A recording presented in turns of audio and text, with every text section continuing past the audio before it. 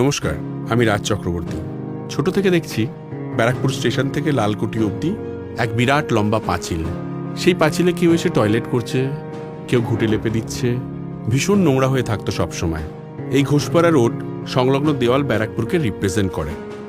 ব্যারাকপুর একটি ঐতিহাসিক শহর, তাকে ঘিরে নানা স্মৃতিগাথা। সুতরাং ঠিক ব্যারাকপুর স্টেশনের সামনে 100 ফিটের জাতীয় পতাকা মাউন্ট করা।